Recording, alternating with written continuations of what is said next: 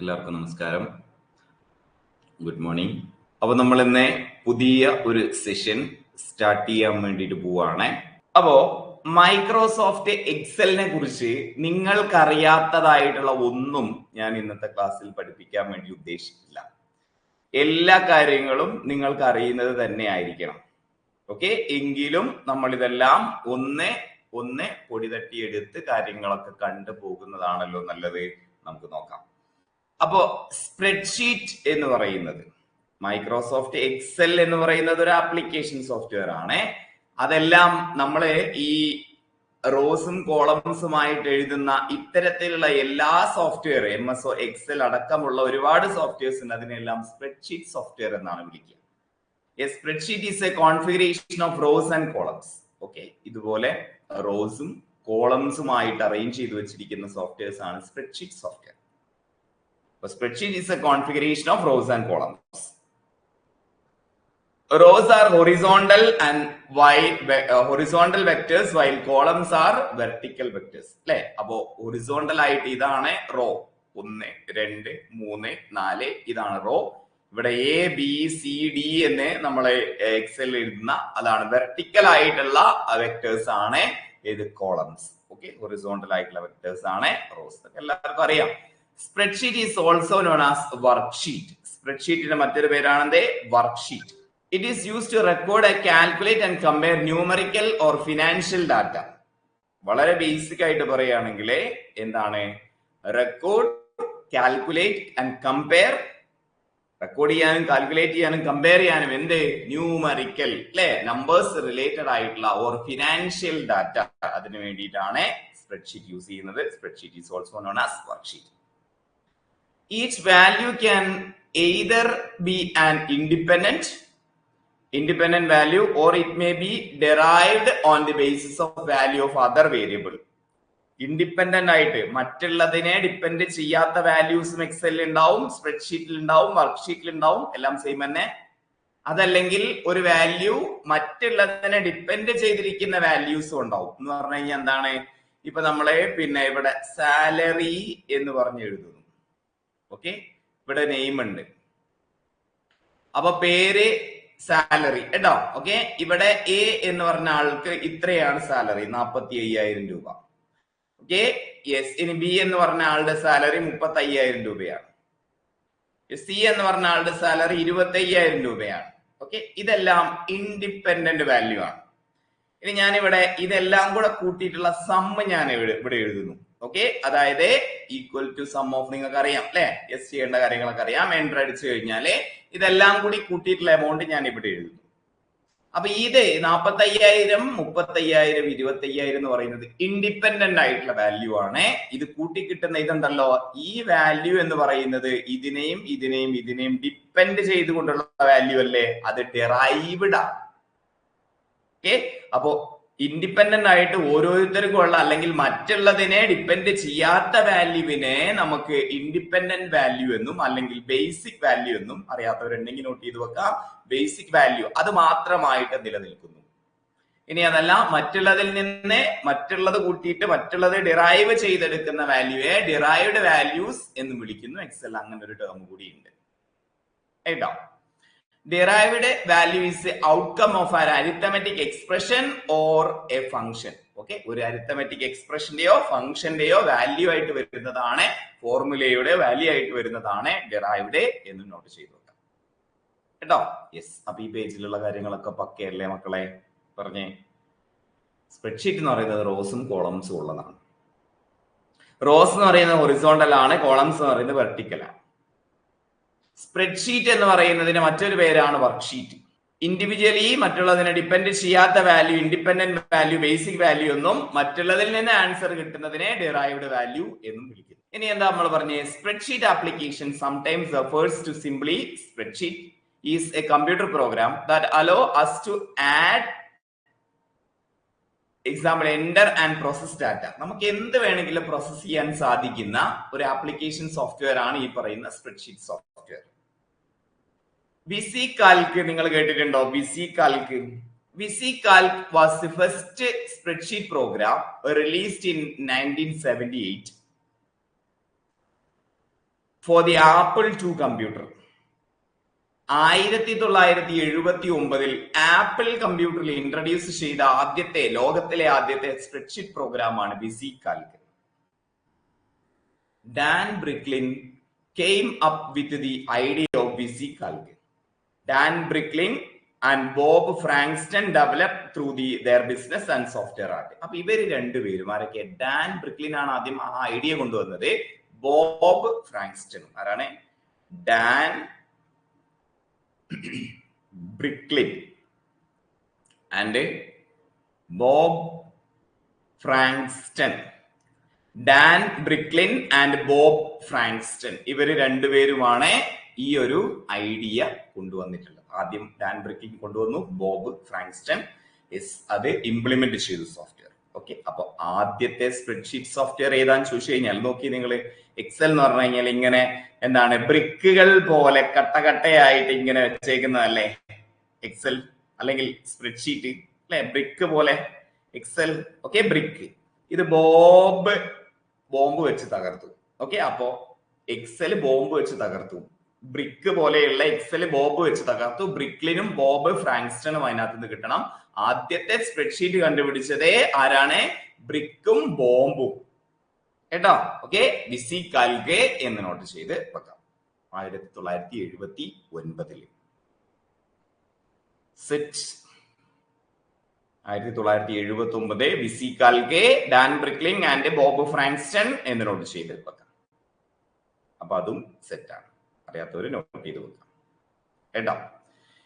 ഇനി നമ്മൾ എക്സലിലേക്ക് വരുന്ന സമയത്ത് it is the world mostly wide used spreadsheet program. അപ്പോ സ്പ്രെഡ്ഷീറ്റ് എന്ന് പറഞ്ഞു കഴിഞ്ഞാൽ റോസും കോളംസും ഉള്ളതൊക്കെ സ്പ്രെഡ്ഷീറ്റ് ആണ്. എക്സലിലേക്ക് വരുന്ന സമയത്ത് ലോകത്ത് ഏറ്റവും കൂടുതൽ ആളുകൾ ഉപയോഗിക്കുന്ന സ്പ്രെഡ്ഷീറ്റ് സോഫ്റ്റ്വെയർ ആണ് എക്സൽ 2007. മൈക്രോസോഫ്റ്റ് ഓഫീസ് സ്യൂട്ടിലുള്ളതാണ് അല്ലെ. എം എസ് ഓഫീസിനുള്ളിലുള്ളതാണ് MS എക്സൽ 2007. അതിന്റെ ഒരു വേർഷൻ മാത്രമാണ്. Performing numerical calculation, but Excel is also very useful for non numerical application. Numerical application വേണ്ടിയിട്ടാണ് ഇത് മെയ്ഡ് ചെയ്തതെങ്കിലും നോൺ ന്യൂമറിക്കൽ ആയിട്ടുള്ള കുറെ അധികം കാര്യങ്ങൾക്കും എക്സൽ യൂസ് ചെയ്യുന്നുണ്ട് എന്നുള്ള വസ്തുത നമ്മൾ മനസ്സിലാക്കുക. Excel started in 1987. 1987 എക്സൽ വരുന്നത്. MS ഓഫീസിന്റെ സ്യൂട്ടിന്റെ ഉള്ളിലുള്ളതാണ് സ്പ്രെഡ്ഷീറ്റ് പ്രോഗ്രാമായ MS എക്സൽ. 87 വന്നു. എക്സലിന്റെ പല വേർഷനുണ്ട്. MS എക്സൽ 2007 ആണ് നമ്മൾ ഇവിടെ ഡീറ്റെയിൽ ആയിട്ട് പഠിക്കുന്നത്. അപ്പൊ എന്താണ് ഒരു സ്പ്രെഡ്ഷീറ്റ് പ്രോഗ്രാം? റോസും കോളംസും ഉണ്ട്. Horizontal rows, vertical columns. സ്പ്രെഡ്ഷീറ്റിന് മറ്റൊരു പേരാണ് വർക്ക്ഷീറ്റ്. ഇൻഡിവിജ്വലി ഉള്ളതിനെ ബേസിക് സെൽ എന്നും ഇൻഡിപെൻഡന്റ് സെൽ എന്നും വിളിക്കാം, ഇൻഡിപെൻഡന്റ് ഡാറ്റ എന്ന് വിളിക്കാം. മറ്റുള്ളവരിൽ നിന്ന് അരിത്തമെറ്റിക്കൽ ഓപ്പറേഷനോ ഫോർമുലയോ ചെയ്ത് കിട്ടുന്നതിനെ ഡിറൈവ്ഡ് വാല്യൂ എന്നും വിളിക്കാം. ലോകത്തിലെ ആദ്യത്തെ സ്പ്രെഡ്ഷീറ്റ് പ്രോഗ്രാം വിസികാൽക്കാണ് 1979 ആപ്പിളിന് വേണ്ടിയിട്ട് കണ്ടുപിടിച്ചത്. ഡാൻ ബ്രിക്ലിനും ബോബ് ഫ്രാങ്ക്സ്റ്റൺ. MS ഓഫീസിന്റെ ഒരു സ്പ്രെഡ്ഷീറ്റ് സോഫ്റ്റ്വെയർ ആണ്. സ്പ്രെഡ്ഷീറ്റ് സോഫ്റ്റ്വെയർസ് പലതുണ്ട് അല്ലെ. MS ഓഫീസിന്റെ ആണ് ഏത്? MS Excel. ന്യൂമറിക്കൽ ആയിട്ടുള്ള ഡാറ്റാസിനെ ഹാൻഡിൽ ചെയ്യാൻ വേണ്ടിയിട്ടാണ് ഇത് വന്നതെങ്കിലും നോൺ ന്യൂമറിക്കലിനെ കൂടി ചെയ്യുന്നുണ്ട്. ഒരു കുഴപ്പമില്ല.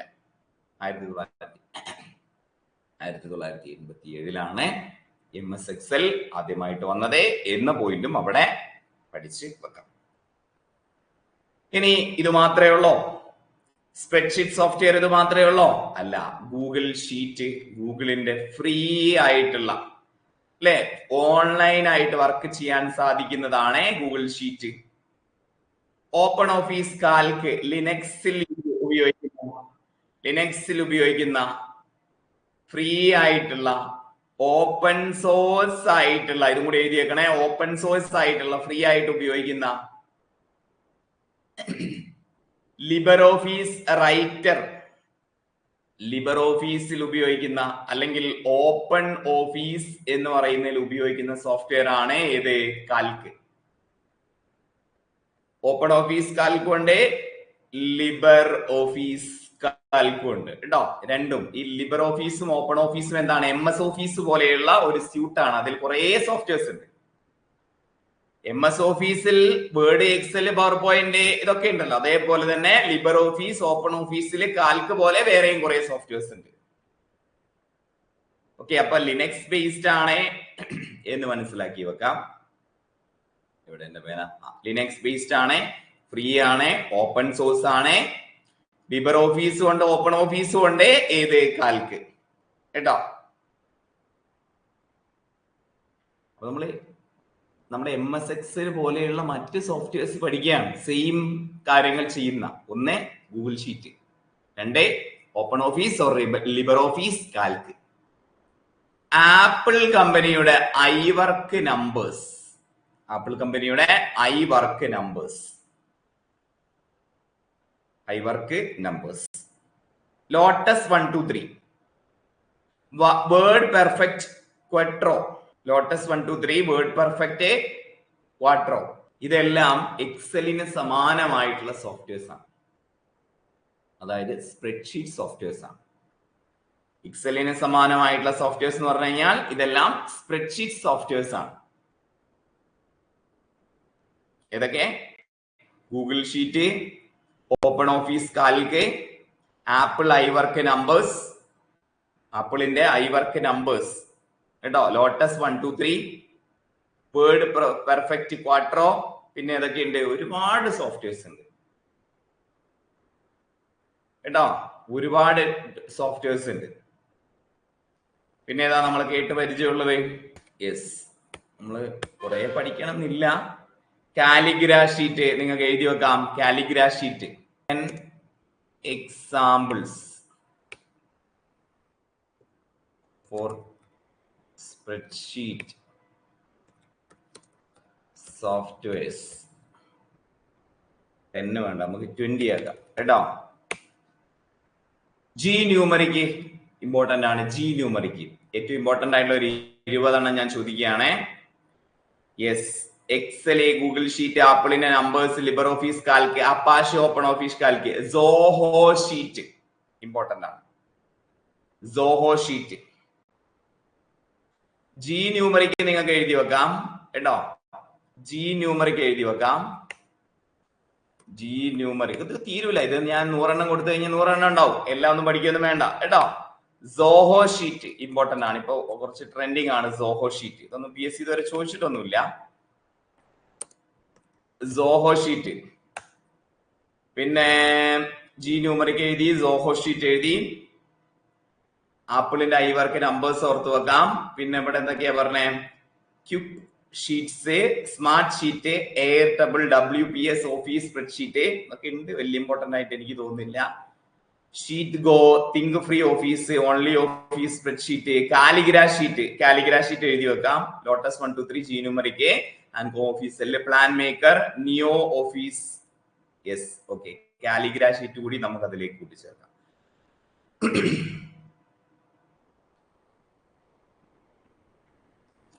നോമ്പിന് എത്രയായാലും സൗണ്ട് അങ്ങ് ശരിയാവുന്നില്ല. വെള്ളം കുടിക്കാതെ ക്ലാസ് എടുത്തിട്ടേ പിന്നൊരു കഫക്കെട്ടിന്റെ പ്രശ്നം. Okay, yes. അപ്പോ എക്സല് പോലെ നമ്മുടെ സ്പ്രെഡ്ഷീറ്റ് സോഫ്റ്റ്വെയറുകൾക്ക് കുറച്ച് ഉദാഹരണം നമ്മൾ ഇവിടെ എഴുതി, അതും കൂടിയൊക്കെ കൂട്ടിച്ചേർക്കുക. ഇങ്ങനെ 100 കണക്കിന് എക്സാമ്പിൾസ് നമുക്കുണ്ട്. അതിൽ ഏറ്റവും പ്രധാനിയായ, ലോകത്തെ ഏറ്റവും കൂടുതൽ ആളുകൾ ഉപയോഗിക്കുന്ന സോഫ്റ്റ്വെയർ ആയ എക്സൽ ആണ് നമ്മൾ ഇവിടെ നമ്മുടെ ക്ലാസ്സിൽ ഇന്ന് എടുത്ത് പഠിച്ച് തുടങ്ങുന്നത്. ക്ലിയർ അല്ലേ? ക്ലിയർ അല്ലേ മക്കളെ? യെസ്, ഓക്കെ അല്ലേ? ഓക്കെ, എന്നാ പിന്നെ നമുക്ക് കാര്യത്തിലേക്ക് കടക്കാം. ഇൻട്രൊഡക്ഷൻ മാത്രമേ ഞാൻ ഉദ്ദേശിച്ചിട്ടുള്ളൂ. നമുക്ക് കാര്യത്തിലേക്ക് കടക്കാം. ഓക്കെ, അറിയാത്തവരുണ്ടെങ്കിൽ, ഇതുവരെ പഠിപ്പിച്ചതിനകത്ത് അറിയാത്ത ഉണ്ടെങ്കിൽ നോട്ട് ചെയ്തു വെക്കാം കേട്ടോ. ഇതാണ് ഒരു എക്സൽ ഷീറ്റിന്റെ ബേസിക് ആയിട്ടുള്ള കാര്യങ്ങൾ. ബുക്ക് 1 എന്ന് പറഞ്ഞ ഒരു പേര് അവിടെ കാണിക്കുന്നുണ്ട്. അതൊരു പ്രീവിയസ് ഇയർ ക്വസ്റ്റ്യൻ ആണ്. നമ്മൾ സേവ് ചെയ്തില്ലെങ്കിൽ എങ്ങനെയാണ് ഒരു എക്സൽ ഷീറ്റ് ബൈ ഡീഫോൾട്ട് ആയിട്ട് ഉണ്ടാവുക? ബുക്ക് 1 കേട്ടോ. ഇനി ശ്രദ്ധിക്കുക, ഇവിടെ കോളം നെയിംസ് ഇവിടെ റെപ്രസെന്റ് ചെയ്തിരിക്കുന്നത് ABCDEFGHIJKLMNOPQRSTUVWXYZ, അങ്ങനെ പോകും. റോ നെയിംസ് റെപ്രസെന്റ് ചെയ്തിരിക്കുന്നത് 1 2 3 4 5 6 7 8 9 10 എന്ന് പറഞ്ഞിട്ടാണ് അല്ലെ. ഇതിലുള്ള ഓരോന്നിനെയും നമുക്ക് എന്തെന്ന് വിളിക്കാം? സെൽ എന്ന് വിളിക്കാം. സെൽ ഇതൊക്കെ അപ്പുറത്ത് വരുന്നുണ്ട് ഡീറ്റെയിൽ ആയിട്ട്. ഈ സെല്ലിന്റെ പേരെന്താ? ഈ സെല്ലിന്റെ പേര് പറയുന്നത് ഏത് കോളമാണെന്ന് നോക്കുക. സി. ഏത് റോ ആണെന്ന് നോക്കുക. മൂന്നാമത്തെ റോയാണ് അല്ലെ. അപ്പൊ അതിന്റെ പേര് C3 എന്നുള്ളതാണ് അതിന്റെ പേര്. മനസ്സിലായോ? മൂന്നാമത്തെ കോളമാണ്. 4 ആണോ? അല്ലല്ലോ, 3 അല്ലേ? മൂന്നാമത്തെ റോയാണ്. അപ്പൊ അതിന്റെ പേര് C3. ഇനി ഇതിന്റെ പേരെന്താണ് എന്ന് ചോദിച്ചു കഴിഞ്ഞാൽ ബി എന്നുള്ളതാണ് റോ. കോളം ബി ആണ്. 8ാമത്തെ റോയാണ്. അപ്പോ B8 എന്നുള്ളതാണ് ആ സെല്ലിന്റെ പേര്. അങ്ങനെയാണ് സെല്ലിന്റെ നെയിം കാൽക്കുലേറ്റ് ചെയ്യുക എന്നുള്ളത് എല്ലാവർക്കും അറിയുന്ന കാര്യമാണ് അല്ലെ. യെസ്. ഇനി നമുക്ക് ഓരോന്ന് ആവശ്യമുള്ളത് നമുക്ക് പഠിച്ചു പോകാം. ഓക്കെ. യെസ്. അതായത് a file in MS Excel is also known as workbook. Okay. A file in MS Excel is known as workbook. Okay. ഒരു MS Excel ഫയലിനെ വിളിക്കുന്ന പേരാണ് workbook. Workbook is a collection of number of worksheet. By default, 3 sheets, namely sheet 1, sheet 2, sheet 3 are available to users.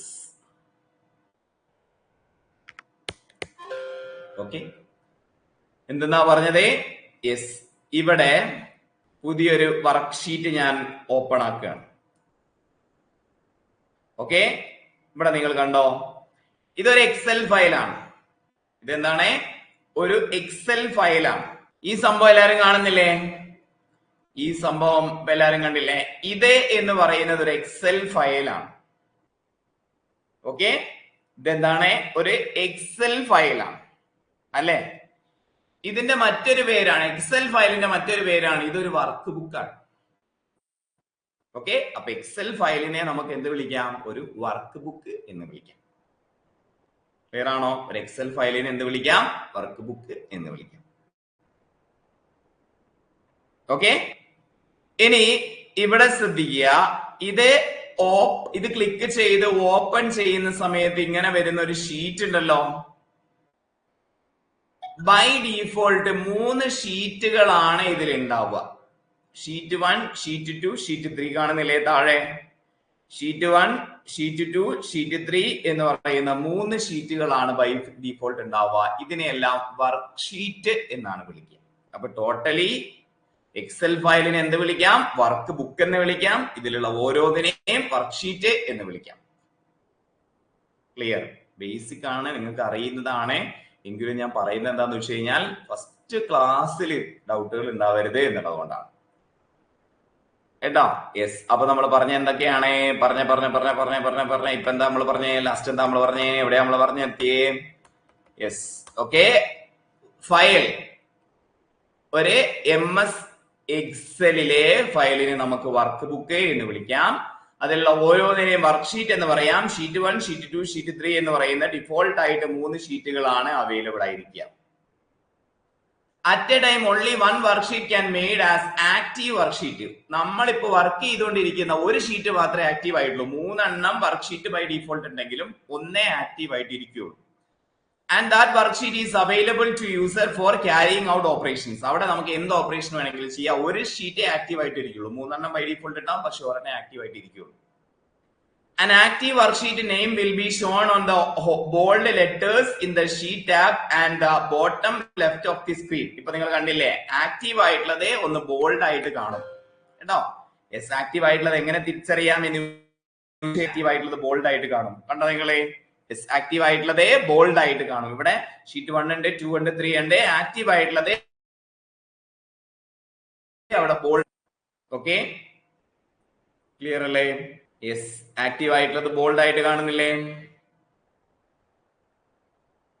Yes. ചെറുതായിട്ട് refresh ആയി കാണാൻ പറ്റുന്നുണ്ടെന്ന് വിചാരിക്കുന്നു. ഒന്ന് comment ചെയ്യണേ, ഒന്ന് കമന്റ് ചെയ്യണേ. ഓക്കെ, അപ്പൊ ആക്റ്റീവ് ആയിട്ടുള്ളത് അവളുടെ ബോൾഡ് ആയിട്ട് കാണാൻ സാധിക്കും കേട്ടോ. അവിടെ ബോൾഡ് ആയിട്ട് ആക്റ്റീവ് ആയിട്ടുള്ളത് ബോൾഡ് ആയിട്ട് കാണാൻ നമുക്ക് സാധിക്കും. Okay, yes. പിന്നെന്താ പറഞ്ഞ, at a time only one worksheet can be made as active worksheet and that worksheet is available to users for carrying operations. And active worksheet name will be shown the bold letters in the worksheet tab എന്ന് നമ്മൾ പഠിച്ചു.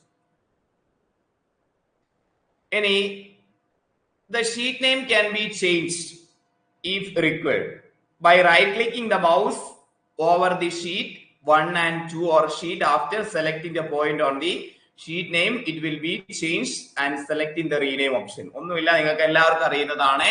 ഈ sheet 1, sheet 2, sheet 3 ഉണ്ടല്ലോ, അതിൽ right click അടിച്ചിട്ട് നമുക്ക് എന്ത് ചെയ്യാം, അത് റീനെയിം ചെയ്യാൻ വേണ്ടി സാധിക്കും, പേര് മാറ്റാൻ വേണ്ടി സാധിക്കും അല്ലെ. അപ്പൊ ആക്റ്റീവ് ആയിട്ടുള്ളത് ബോൾഡ് ആയിരിക്കും, നമുക്ക് റീനെയിം ചെയ്യാം. 3 ബൈ ഡീഫോൾട്ട് ഉള്ളത്, അതിനെയൊക്കെ വർക്ക്ഷീറ്റ് എന്ന് വിളിക്കുന്നു. ടോട്ടൽ അതിനെ ആ എക്സൽ ഫയലിനെ വർക്ക് ബുക്ക് എന്ന് വിളിക്കുന്നു. അത്രേ പറഞ്ഞിട്ടുള്ളൂ. ക്ലിയർ ആണെന്ന് വിചാരിക്കുന്നു. നെക്സ്റ്റ് അടുത്തേക്ക് പോകുന്നത് നമുക്ക് കുറച്ച് പെട്ടെന്ന് തന്നെ ഓടിച്ചു പോകാവുന്നുള്ളൂ അല്ലെ. Rows are numbered numerically from top to bottom while columns are referred by alpha characters from left to right. Okay, എന്താ പറഞ്ഞത്, റോസ് എന്ന് പറയുന്നത് 1 2 3 എന്ന് പറഞ്ഞ താഴെ എഴുതുന്നതാണ്. കോളം എന്ന് പറയുന്നത് ABCD എന്ന് പറയുന്നത് ഇങ്ങനെ ഇങ്ങനെ ഇങ്ങനെ എഴുതാൻ സാധിക്കുന്നതാണ് എന്നുള്ളത് എല്ലാവർക്കും അറിയാം. In Excel 2007 there are 65,536 65,536 റോസും 65,536 റോസ് വരെ നമുക്ക് എടുക്കാൻ വേണ്ടിയിട്ട് സാധിക്കും എന്നുള്ളതാണ് അവിടെ പറയുന്നത്. 65,536 റോസ് അവിടെ അവൈലബിൾ ആണ് 2007. which are compared as 1 2 3 4 5 6 എന്ന് പറഞ്ഞ് തെറ്റിപ്പോയിട്ടുണ്ടോ?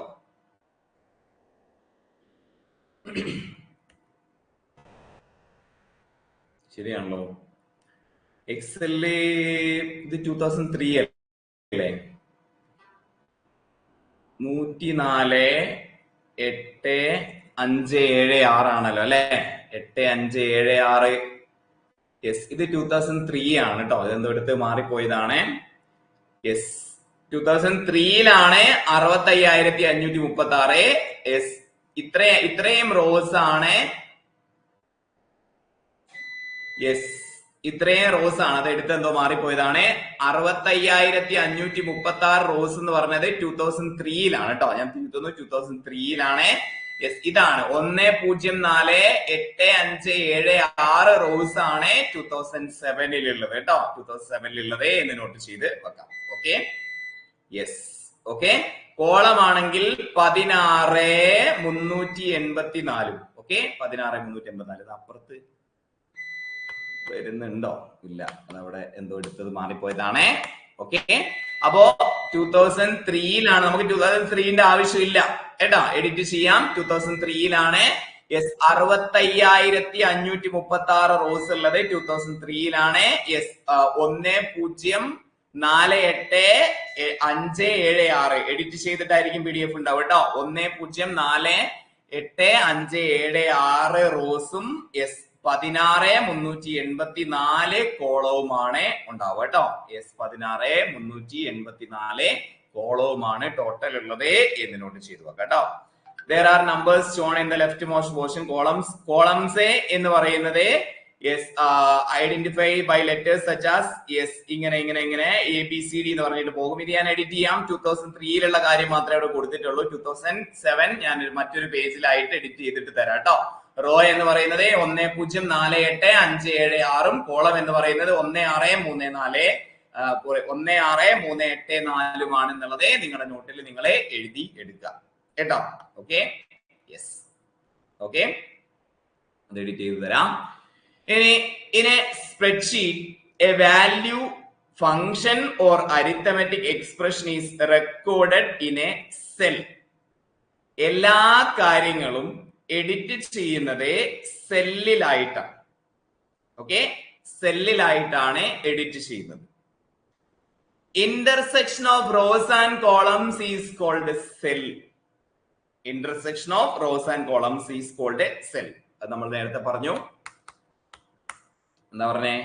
ഇവിടെ കോളം ഉണ്ട്. യെസ്, ഇവിടെ 1 2 3 4 5 എന്ന് പറഞ്ഞ് റോ ഉണ്ട് അല്ലെ. ഈ റോയും കോളവും കൂട്ടിമുട്ടുന്ന ഇതിനെയാണ് നമ്മൾ എന്തെന്ന് വിളിക്കുന്നത്? സെല്ല് എന്ന് വിളിക്കുന്നത്. ഇവിടെ സി എന്ന് പറയുന്ന കോളവും 4 എന്ന് പറയുന്ന റോയും ഇങ്ങനെ കൂട്ടിമുട്ടുന്ന ഇതിനെയാണ് നമ്മൾ എന്തെന്ന് വിളിക്കുന്നത്? സെല്ല് എന്ന് വിളിക്കുന്നത് കേട്ടോ. Intersection of rows and columns are called a cell എന്ന് നോട്ട് ചെയ്തു വെക്കാം. Cell is identified by the combination of letters and numbers corresponding to the particular location within the spreadsheet. Already നമ്മൾ പഠിച്ചു കഴിഞ്ഞു. റോസും കോളംസും തമ്മിൽ കൂട്ടിമുട്ടുന്നതിനെ സെൽ എന്നും അങ്ങനെയാണ് അതിന്റെ പേരും നമ്മളെ ഇടുക. We can move around a worksheet through the 4 arrow mark. സെല്ലുകളിലേക്ക് അങ്ങോട്ടും ഇങ്ങോട്ടും പോകാൻ വേണ്ടിയിട്ട് നമുക്ക് ആരോ മാർക്ക് സ്പെസിഫൈ ചെയ്തിട്ടേ അങ്ങോട്ടും ഇങ്ങോട്ടും നമുക്ക് ട്രാൻസ്ഫർ ചെയ്യാം. Each cell thus has unique identification called a cell address. Cell address എങ്ങനെ എഴുതാം എന്നുള്ളതാണ് നേരത്തെ ഞാൻ പറഞ്ഞത്. B6, C8, ഓക്കെ, M10 ഇങ്ങനെയൊക്കെ നമുക്ക് സെൽ അഡ്രസ്സിനെ സ്പെസിഫൈ ചെയ്ത് എഴുതാൻ വേണ്ടിയിട്ട് സാധിക്കും. സെൽ അഡ്രസ് എങ്ങനെയാണ് എഴുതുക എന്ന് ഞാൻ പറഞ്ഞു. സെൽ എന്താന്ന് പറഞ്ഞു. ആരോ മാർക്ക് വെച്ചിട്ട് അങ്ങോട്ടും ഇങ്ങോട്ടും പോകാൻ സാധിക്കും എന്നുള്ള കാര്യവും നമ്മളെ മനസ്സിലാക്കി കേട്ടോ. ഇനി നോക്കിയേ നിങ്ങളെ, ജസ്റ്റ് അതൊന്നും കൂടെ പറയാണ്. റോ നമ്പർ ആക്റ്റീവ് ആയിട്ടുള്ള സെല്ല് ഇങ്ങനെ ബോൾഡിലായിട്ട് ഇങ്ങനെ കിടക്കുന്നുണ്ടാവും. Active cell. ഇപ്പൊ ഇത് ആക്റ്റീവ് സെല്ലാണ് കേട്ടോ.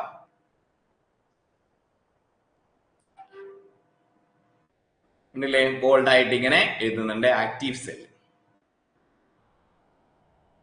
Okay, yes, active cell. ഇതാണ് ഷീറ്റുകൾ. Sheet 1, sheet 2, sheet 3. നമുക്കിത് റൈറ്റ് ക്ലിക്ക് ചെയ്തിട്ട് എഡിറ്റ് ചെയ്യാം. ഷീറ്റ് ടാബ് എന്നാണ് അതിനെ വിളിക്കുക കേട്ടോ. ഷീറ്റ് ടാബ് എന്നാണ് അതിനെ വിളിക്കുക. ഓക്കെ, ഇനി ഈ പോർഷൻ ആണ് എന്ത്? Name box. ഉണ്ടോ? ആക്റ്റീവ് ആയിട്ടുള്ള സെൽ ഇവിടെ ഏതാണ് നോക്കിയേ നിങ്ങളെ. എ എന്ന് പറയുന്ന കോളം, 1 എന്ന് പറയുന്ന റോ. A1 ഇതല്ലേ ആക്റ്റീവ് ആയിട്ടുള്ള സെല്ല്. ആക്റ്റീവ് ആയിട്ടുള്ള സെല്ലിന്റെ അഡ്രസ് എവിടെ ഉണ്ടാവും? നെയിം ബോക്സിൽ A1 എന്ന് അവിടെ റെപ്രസെന്റ് ചെയ്ത് വെച്ചിട്ടുണ്ടാവും. ഇത് നമുക്ക് വേണമെങ്കിൽ ഒന്ന് കാണാം അല്ലെ. യെസ്, ഇനി ഞാൻ കൊണ്ടുവച്ചു. ഇപ്പൊ A1ലാണ് കിടക്കുക. A1 ഇവിടെ കണ്ടോ നിങ്ങൾ? A1 കാണുന്നില്ലേ? യെസ്, ഞാൻ ഇവിടെ കൊണ്ടുവച്ചു കഴിഞ്ഞാൽ നോക്കിയേ നിങ്ങളെ. എൽ എന്ന് പറയുന്ന കോളം, 5 എന്ന് പറയുന്ന റോ. അപ്പൊ നെയിം ബോക്സിൽ നോക്കി L5 കണ്ടോ? നെയിം ബോക്സ് കാണുന്നുണ്ടോ? L5 അവിടെ എഴുതി കാണിക്കുന്നത് കാണുന്നുണ്ടോ? ഓക്കെ. D4, D എന്ന് പറയുന്ന കോളം, 4 എന്ന് പറയുന്ന റോ കണ്ടോ? യെസ്, അപ്പോ അവിടെ നെയിം ബോക്സിൽ ഉണ്ടാവും ആ ഒരു അഡ്രസ് കേട്ടോ. ഓക്കെ, യെസ്, നെയിം ബോക്സിൽ അവിടെ അഡ്രസ് എഴുതി കാണിക്കും.